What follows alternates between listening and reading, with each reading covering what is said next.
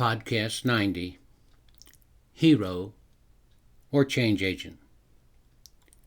Before I begin this podcast, I would like to thank the many listeners who have enjoyed listening to the accounts of my learning experiences. Now you can also read the stories through my book, Finding My Way by Jerry Morton. It contains 30 or so of the first set of stories in the podcast. The book is available on Amazon.com. Podcast 90, Hero or Change Agent. Why do I do what I do? That was the fundamental question confronting me, as well as the new school psychologists and the other professionals, as we created the Educational Cooperatives Service Delivery Systems that first year, the fall of 1973. It continues to be the key question for those serving the children within the cooperative's participating school systems to this day. It is the critical question for any of us committed to finding ways to make the world a better place. Effective change agents understand that successful implementation of an idea is more important than getting credit for the idea. If it is more important to an individual to receive credit for a good idea than to see the idea implemented, then anger will drown out the productive flow of creative thinking. Do you want to be the hero, or do you want to make a difference in people's lives? If your primary goal is to be recognized for your good works and making a difference in people's lives, you will be haunted by your anger.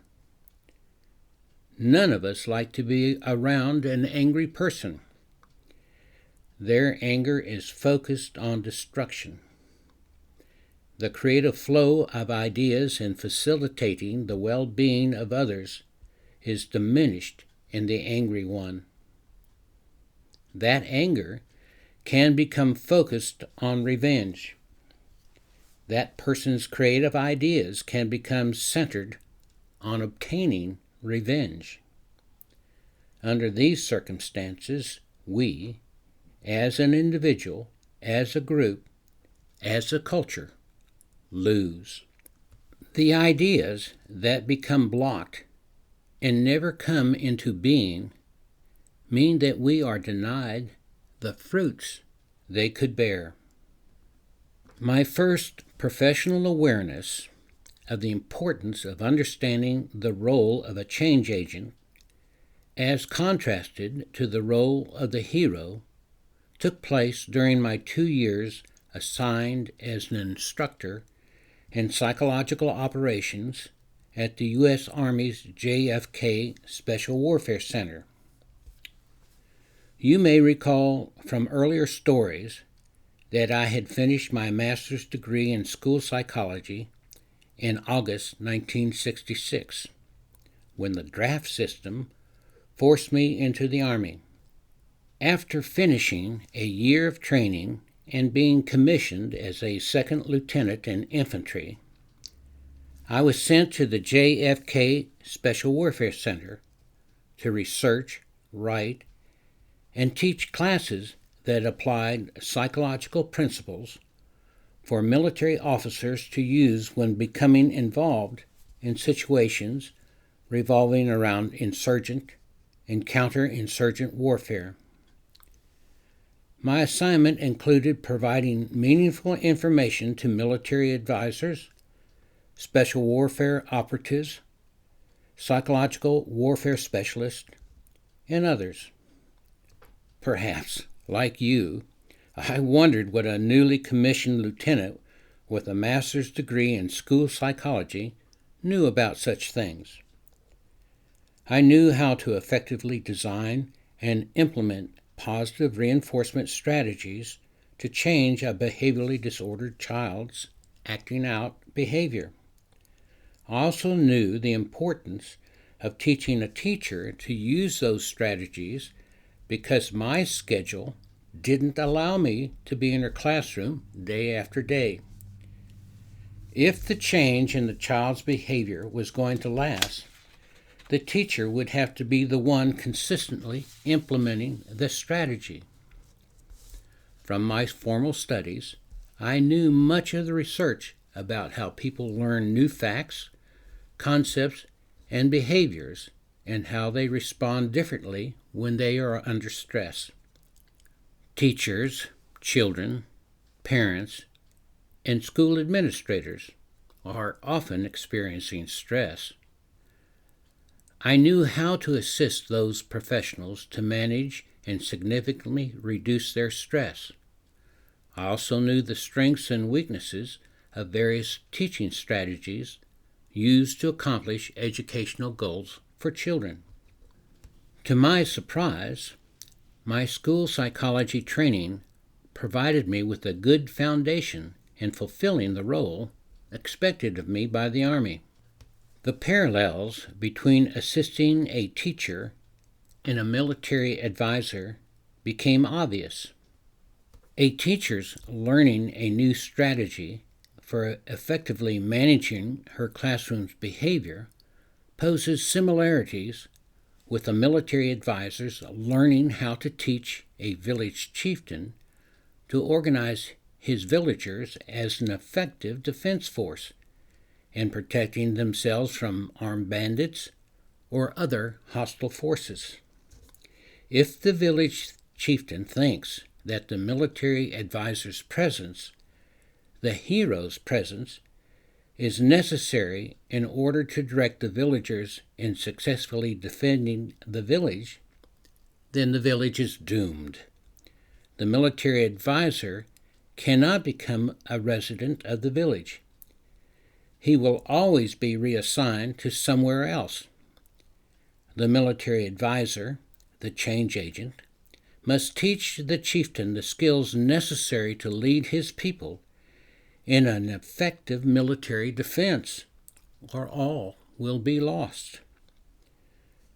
The school psychologist can implement behavior changes in a child and the behavior of multiple children within a disruptive classroom.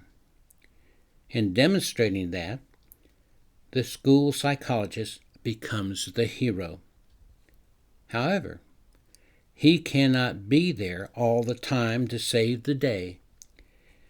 If the teacher is going to have a cooperative classroom and positive learning environment for the children, he or she will have to learn to implement the change agent strategies when the change agent is not there.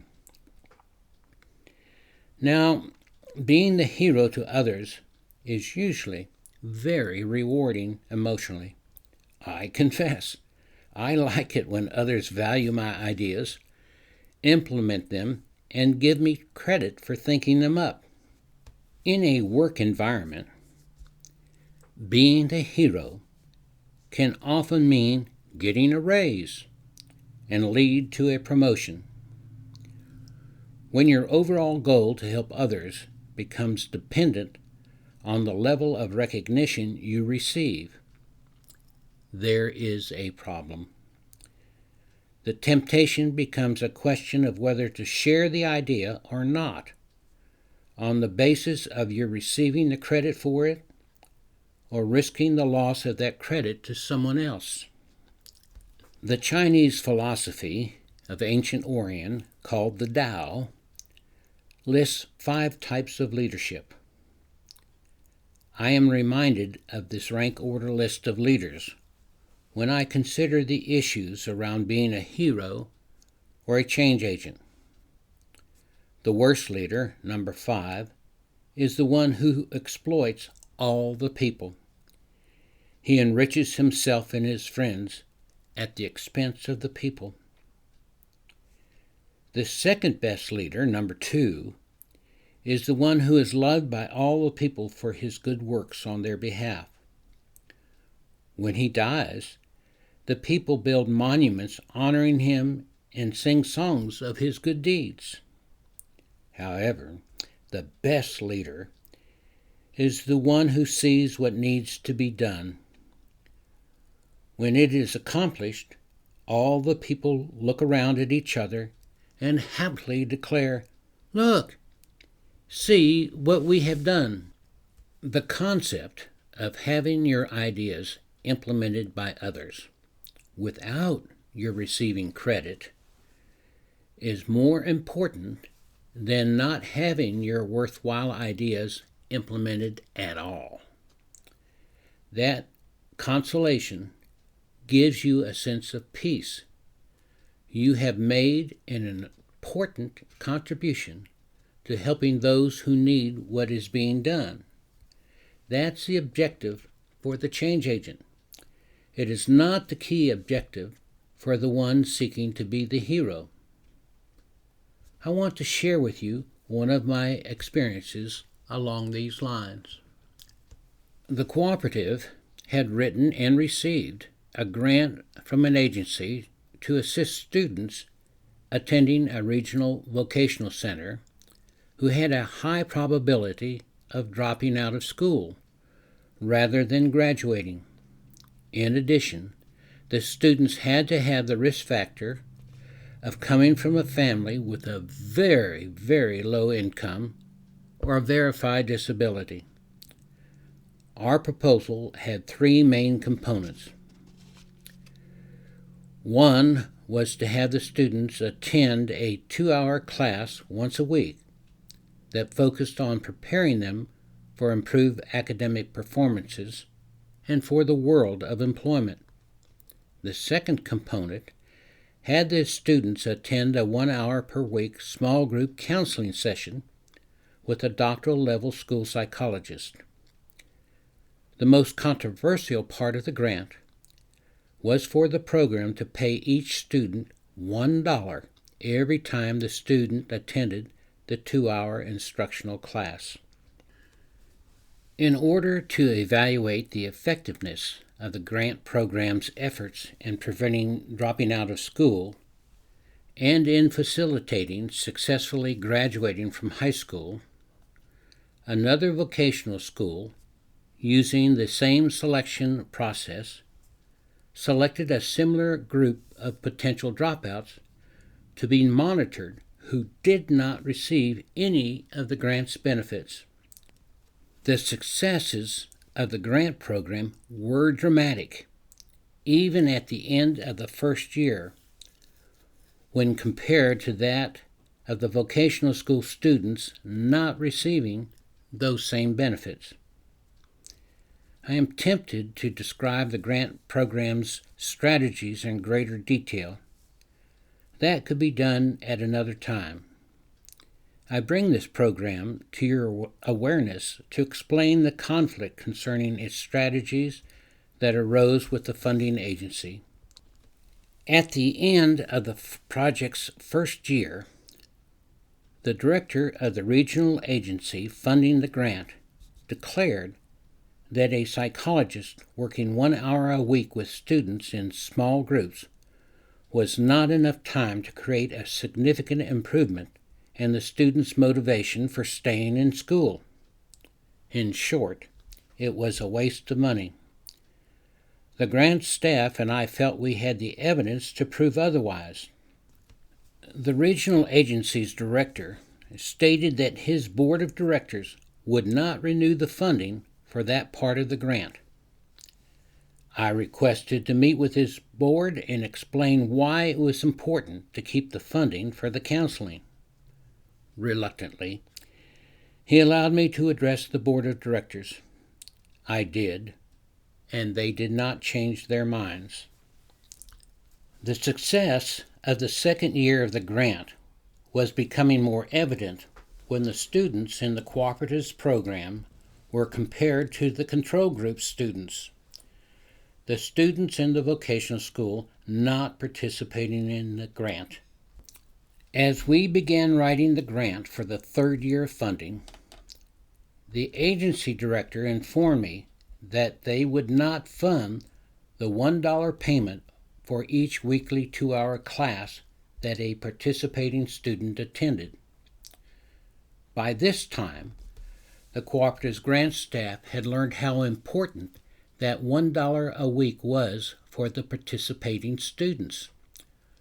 Almost all of the students carefully saved the money so that they could spend it on the one big thing they wanted. Some of them accumulated the money to buy Mother's Day's gift for their mother. Others saved it so that they could rent a tuxedo for the junior or senior prom. In some cases, the money was used to buy a corsage for their date to the prom. The money was so important to the students that they had perfect attendance on the day the class was offered. For the vast majority of these students, the dollar a class they earned was their only source of extra money.